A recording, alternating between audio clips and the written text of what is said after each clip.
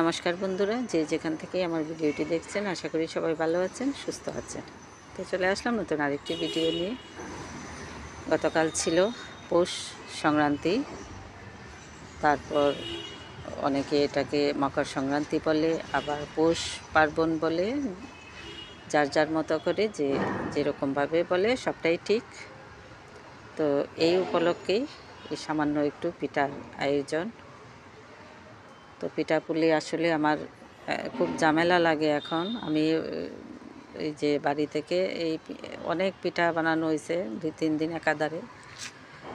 তো এখন ওই যে পৌষ সংক্রান্তি আসছে, তো তেমন কিছু বানাবো না, একটু এই তেলের পিঠা আর এই অল্প কয়েকটা পাটিসাপটা বানাবো।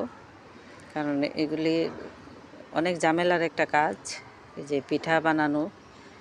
তারপরেও যেহেতু ঘরে নাতনি আছে, মেয়ে আছে, মেয়ের বাবা উনিও বলতেছে যে সংক্রান্তির দিন পিঠা টিঠা হলো না, এই না সেই না, এই আর কি। তো এই হিসাবে যে কয়েকটা পিঠা বানিয়ে এদের সামনে দিব। তো পিঠা টিঠা বানানোর ধৈর্য এখন আর নাই। একসময় অনেক বানাতাম, যখন মন চাইতো তখনই আমি এই পিঠা বানাতে চলে আসতাম। তাও তো এখন তো অনেক ধরনের সুযোগ সুবিধা চাইলের গুঁড়া করার, তখন তো আর এই সুবিধাটা ছিল না। প্রায় সময় দুপুরে খেয়ে দিয়ে ঘুমানোর আগে এই অল্প কিছু চাল ভিজিয়ে শুয়ে পড়তাম, উঠে তারপরে পাটায় এই চালটাকে বেটে এই পিঠা তৈরি করতাম, যে সন্ধ্যার টিফিনটা যাতে হয়ে যায়, এরকম একটা ধৈর্য ছিল, শক্তি ছিল, সবই ছিল। এখন ধৈর্যও নাই, শক্তিও নাই। যেটুকু করি এটুকু একেবারেই না করলে নাই হয়, এই হিসাবে করা হয়। কারণ এই বাড়তি কোনো কিছুই কিন্তু আমি করিও না বা দেখাইও না। যেগুলি আপনারা দেখেন সবগুলি আমার প্রয়োজনের এই তাগিদে করা হয়, আর এইগুলি আপনাদের সামনে আমি তুলে ধরি। যেমন এটার খুব প্রয়োজন, কালকে যেহেতু এই পৌষ সংক্রান্তি চলে গেছে, তো এই হিসাবে কালকে কয়েকটা পিঠা বানালাম, ভাবলাম আপনাদের সাথে শেয়ার করি। কিন্তু আলাদা করে যে দেখানোর জন্য এটা মানে এখন আর পারি না, যে বাড়তি কোনো কিছু নিজে করে তারপরে দেখাবো, এই ধৈর্যটা এখন আর নাই, এই আর কি। তো পাটিসাপটার এই যে এই দুধের যে দুধের ক্ষীর বলতে আমি একসাথে 2 লিটার দুধ মানে ক্ষীর বানায়া বেশিরভাগ নিয়ে গেছি, কিছু লাড়ু বানাবো, এটার ভিডিওটা নিয়ে আসব। আর অল্প একটু রাখছি, একটু সুজি দিয়ে এই পাটিসাপটা ভিতরে দেওয়ার জন্য। তো কয়েকটা পাটিসাপটাই হবে, হয়তো 20-25টা হবে, এর বেশি হবে না। তো 2 রকমের পিঠাই বানিয়ে এদের সামনে দিব। আর মিষ্টি আলু এই বাজার থেকে আনাইছিলাম, তো ভাবলাম যে মিষ্টি আলুর পিঠাটা বানাই। তো এখন গিয়ে দেখি যে নারকেল নেই, তো ভাবলাম যে সংক্রান্তি যাক, তারপরে নারকেল এনে এই এই মিষ্টি আলুর পিঠাটা বানিয়ে আরেকদিন নিজেরাও খাবো আর আপনাদের সামনেও তুলে ধরবো।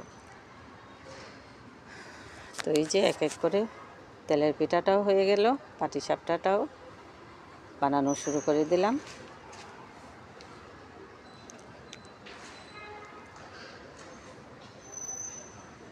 হয়তো আপনাদের মতো এতটা নিখুঁতভাবে পারি না, কারণ নিখুঁতভাবে বানানোর মতো বয়সটাও নেই। কোনো রকম কাজ চলে, এইভাবেই চালিয়ে যাই, যে আমার ঘরের মানুষের সামনে দিতে পারি, এটাই আর কি। তো পাটিসাপটাটা খেয়ে মেয়ে, তারপরে মেয়ের বাবা, ওরা বলতেছে অনেক ভিতরের যে পুরটা, ওটা নাকি অনেক মানে মজা হয়েছে।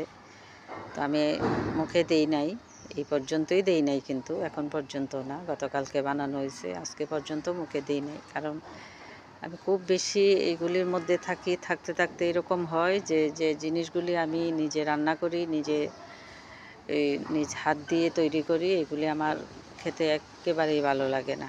মন চায় যে কেউ যদি একটু করে এনে দিত, হয়তো এখান থেকে একটু খেতে পারতাম। কিন্তু এগুলি দেখতে দেখতে আর মানে হাত দিয়ে করতে করতে পরে খাওয়ার যে ইচ্ছাটা এটা একেবারেই চলে যায়। তো এই যে আপনাদের সাথে কথা বলতে বলতে আমার পিঠাগুলো হয়ে গেছে। তো এই কয়টা পিঠাই, এর বাহিরে না। তো আজ এই পর্যন্তই। ভালো থাকবেন, সুস্থ থাকবেন, আমার পাশে থাকবেন, আর আমাকে বেশি বেশি করে সাপোর্ট করবেন। আমিও চেষ্টা করব আপনাদের পাশে সব সময় থাকার।